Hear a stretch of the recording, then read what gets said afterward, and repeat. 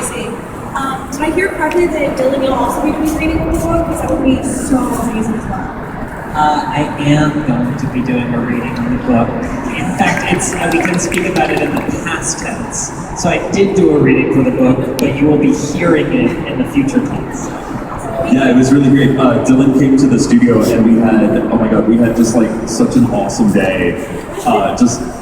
I was just kind of laughing our heads off in an audio booth. It was great. We felt very fancy. As many of you know, we record the podcast on our computers. So to be in a very, very fancy HarperCollins recording suite, we really felt like we were like chosen to be royalty for a day. So. Yeah. When you record the podcast, do you record as a group together all at the same time, or do you email off snippets to each other so people take it? We do a little mix of both. Usually, like I would say 90% of the time, it's just me at home recording bits. But then there's like 5% that is guest artists like Dylan and Marla Wilson and Cynthia Sanders and oh gosh, who else is on? Jessica Nicole. Well, Jessica's a little different. People like Lauren Sharp. We sit in the same physical room. Fleur-de-Lis Perez. Gosh, so many people. Jackson Public. No, he's a distant person. So like half the time we'll get together in the same room and we'll sit next to each other and do the scene. But then there's also people who live kind of far away, Will Wheaton, Jessica Nicole, Jackson Public, that we'll kind of we'll do Skype calls and we'll each record our separate conversations, or it's a monologue that they'll just record totally separately, and then because I don't have to react to anything, so it's like just Jackson Public, or just Retta, or something like that. So it's a little mishmash of all that. Hi. Who's your favourite characters from either the podcast or the novelisation, and why? As a writer, it changes for me constantly. Very early on, I think Dana was the first character that I was like, oh my god, I have a new favorite character. This is so much fun. And a lot of it just has to do with taking a character that maybe is really flat and one-dimensional, somebody who's just kind of in the background. Dana is just an intern, and the intern is the regular joke of, oh, this is not going to go well. And so it gets exciting. Recently developing Michelle Wynn, owner of Dark Owl Records, has been a lot of fun because we've given her a little bit more personality. Like we're seeing into some things that make her happy and make her sad, choices she makes and why. And then we have an actor in Kate Jones who's so good and it's so much fun and gives new life to this character. So anytime we put a character up on its feet with an actor, I get super excited. For the book, for me it's Diane. Diane has been a character since first introduced in episode 4, but she's not been really truly developed, and it was just so really, really meaningful to me to be able to really flesh out that character, that have so much room to make her a real human being. For me, for a reason I cannot give away yet because of the book, but I also really identify with Diane. I find that Josh is also in the beautiful style of Nightvale, of this completely otherworldly being that changes shape every day, but also completely relatable in the way that teenagers, or as I was when I was a teenager, constantly putting on a new persona, constantly trying out different selves until you find the right one. So I really think Josh is a dude. I think the most intriguing character to me is Megan Wallaby, just because on one hand it is just the weirdest thing in the world. On one hand? On one hand. It's just so crazy. That I love this image of, it's a young girl it's a hand, but then has been later been attached to the body of a Russian sailor. And just I love this dichotomy of personalities and images that have all kind of come together to create this character. And it is very something it's kind of like The Reanimator, or one of those 80s horror movies, but in a very personal and very touching kind of, I don't know, it's like a lot of things lined up that just all kind of intrigue me. Thank you. Thank you. Do you guys have any favorite episodes of the podcast at all?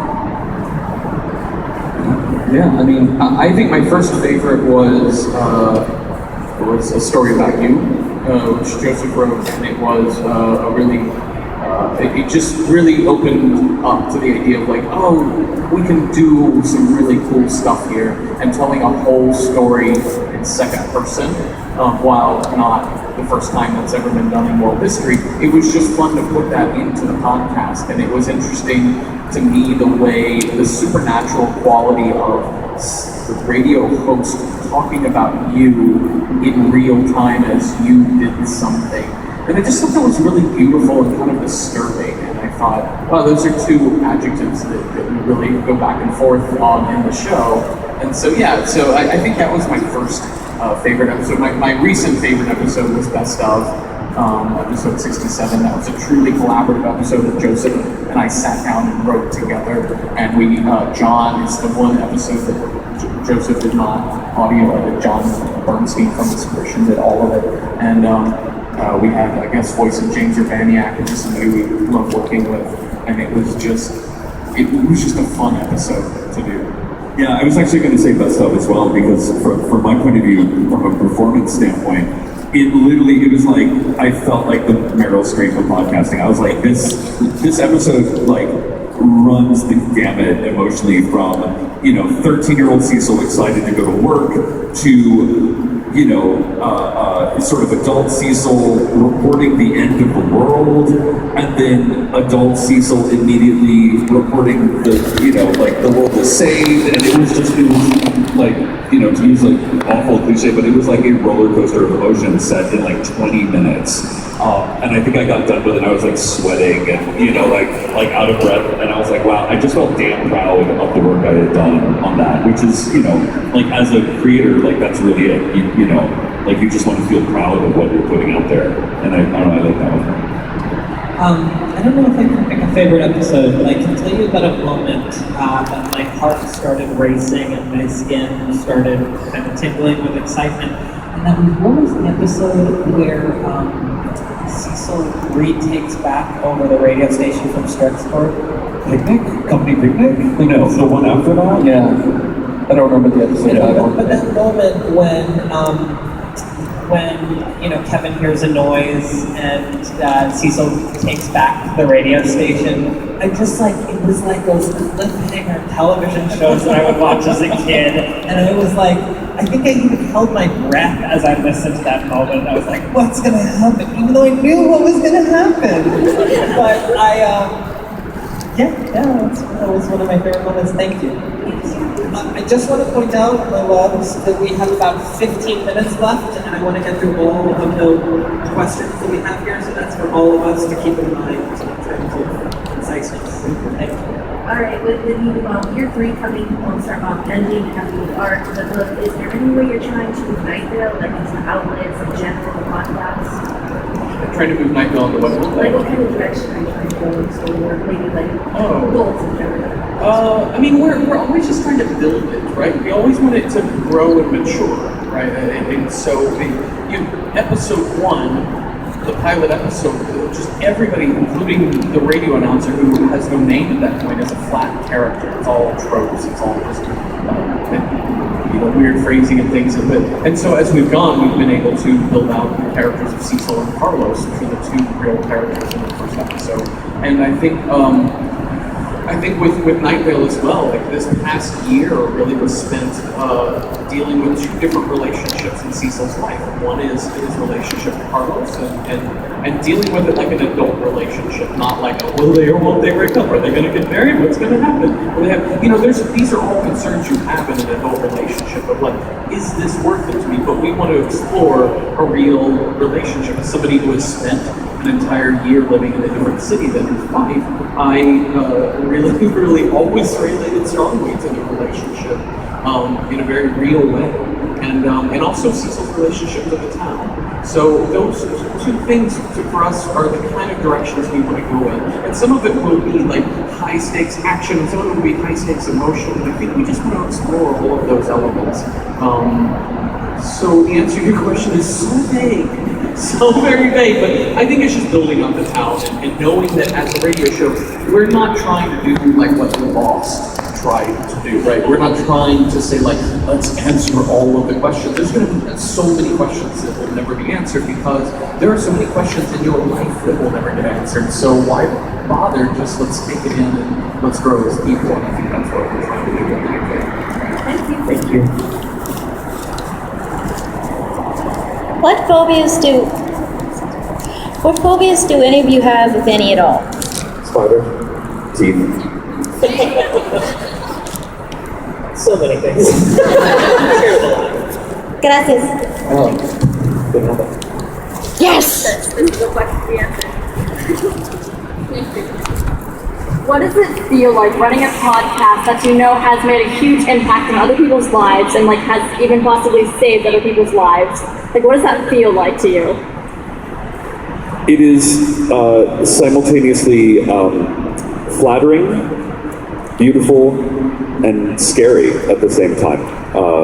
It's all of those things. It's very touching, and it's really, it's hard to feel important to do something that you love to do and that you would do for 5 people or 5 million people. You would just do it anyway, and it's just so amazing to, especially to come to Comic-Cons and things like that and meet those people. That is truly like the best part, you know, to be able to put faces and names to people rather than just sort of, you know, fans in general. Yeah, it's pretty amazing. I totally agree with that. It's phenomenal, and I'm just, it's really nice when a show you enjoy doing it makes a positive impact on people. From I like your show all the way to your show means a whole lot to me on a really important level. Yeah. Yeah, I seconded, thirded. Yeah. Thank you. Thank you. Hi. So when did you guys start working on the book, and like what made you want to write a book about your podcast? Oh, great question. We started working on the book about a little over a year into doing the show, so like in the summer of 2013. And it really did come from the idea of, we both have wanted to write books in our own lives for a long time, and but it was this thing where Nightvale became popular, and thus we started getting just emails from people being like, I represent so-and-so publisher, I represent so-and-so studio, or whatever, and you realize that you have to deal with people wanting a thing, and then you realize like we were really blessed that people want a thing that we do, so we were able to sort of make a choice as to the direction we wanted to go, and we're both writers, and we both wanted to write a novel, and there seemed to be people who make novels that were interested in that concept, so that's where we started from, and it's just, there's so much to Nightvale that we can't get to in the podcast because of the limited point of view, and so this just is another area that we could do that, and it's also an area we can have control over. You know, we talked very early on about graphic novels. We both love graphic novels as well, but one, we have more experience writing prose than we do comics, and we also, weren't quite sure how to approach the idea of representation and what people look like and things that, because we actively avoid doing that for a radio show, for a prose narrative. So we were just most comfortable and most excited about writing a novel. It was like the thing that we've wanted to do for so long, and when given the opportunity to have somebody say yes to us, we were like, we're doing it. This is easy. We're doing this. Right on. Right on. Thanks.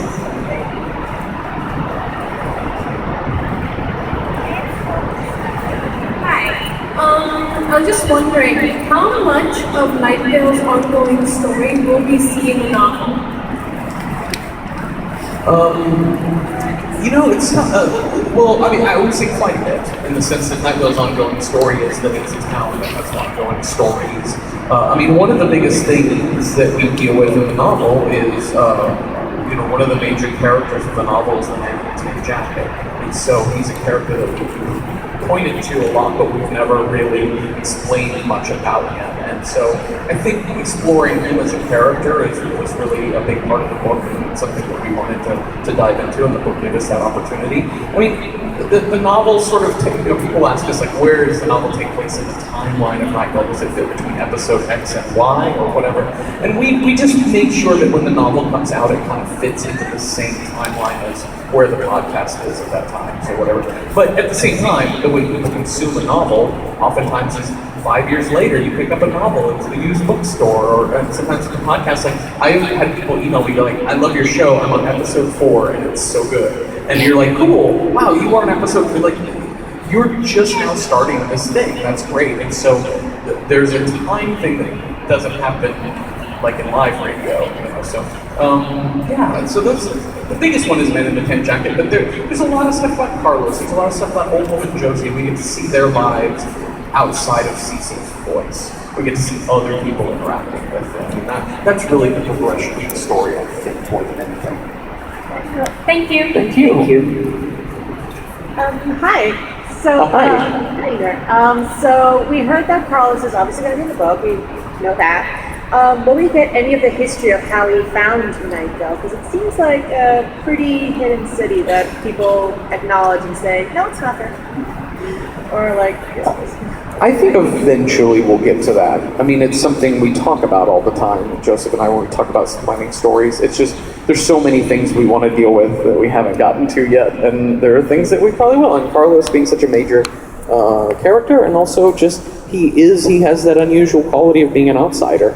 And so that's something we're exploring, and we're always exploring. I mean, there's always stuff when we talk about Carlos in the show, and Carlos is talking about himself in the show, that there's always the awareness that this is who he is at his core in terms of his relationship to Nightvale. So I think there's always something buried in there that is related to that. We just haven't explicitly said, here is the history of Carlos. You know, it just hasn't quite been spelled out for people. okay, thank you. Thank you. Hey. Jeffrey, you mentioned in a panel yesterday that you and Joseph take turns with writing a first draft and then kind of editing each other's work. How was that different in writing a long-form project like the novel?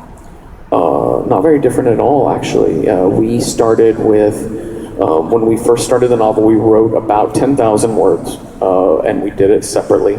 And I wrote Diane's arc. I just wrote her story, and Joseph wrote Jackie's story. And I don't think we did a lot of conversation about what the story was going to be. We just kind of introed their lives, and we didn't build out and solve the whole novel or everything, but we just kind of built several thousand words based in these characters' lives. And we didn't, I don't even think we spent much time talking about what character we were going to write. We just write something and come back to me, and I said, and Joseph was like, sure, let's do that. So we came back to each other, saw these two characters, and said, yeah, okay, well, let's build it like this. And so we started breaking into chapters and intertwining them back and forth, and then as the novel goes on, it's not so back and forth, and that, we just thought that was a very logical way to put our feet into the cold waters of novel writing. And then, but we did sit down like we do with the show, and we outlined it. We said we need to know where it's going. We can't write separately the whole thing. So we knew the outline of it, just like we do with episode X is going to be this, episode Y will be this, episode Z will be this. So we know kind of the direction that the months are going to go in. And we wrote an outline, and then we broke that outline into chapters, had little short paragraphs to describe what happens in each chapter, and then we assigned those. And so I would be like, here's this block of chapters, and I'm going to write each of them. And Joseph would write these blocks of chapters. And then we did it just like episodes. We said, I finished my block, you finished your block, let's edit now. And that was it. That was the back and forth. It makes it sound way easier than it really was, but that was basically it, yeah. Thank you. Thank you. So we have about 3 minutes left. If there's anyone who has a question burning in their heart that they want to ask, yes. Coming down the aisle in a killer red vest. Thank you for wearing that. So I know that when you are young Cecil, that you're voicing young Cecil. I was wondering if you change your voice at all, or if it's all audio editing. It's a mix of both. I mean, I changed my voice. I also employ. When I record, I'm pretty stationary. You know, it's sitting down at a microphone. But then when I do young Cecil, I usually stand up and move around because I think like energy is, even more than like teenagers talk like this. It's more of like capturing the vigor and the energy of youth is more important to me than like the sort of sound of it. And that to me was really important. And then Joseph, I think, just does like a little bit of tweaking on the audio side. But so it's like a nice little marriage of both, because you don't want to make him sound like a cartoon mouse, that'd be kind of weird. But yeah, it's a little bit of both. Cool, thank you. Thanks so much. My headcanon for Cecil is a cartoon mouse. Great. To answer a lot of your questions out there right now in one fell swoop. And with that, I think we're going to end this event, and thank you so much for coming out. Thank you guys so much. We have another thing at 3 o'clock, signing? Marketplace? Yes, that's right. We're going to be at the Marketplace signing all the things. So say hi. Oh. Bye, guys. Bye, y'all. Thank you.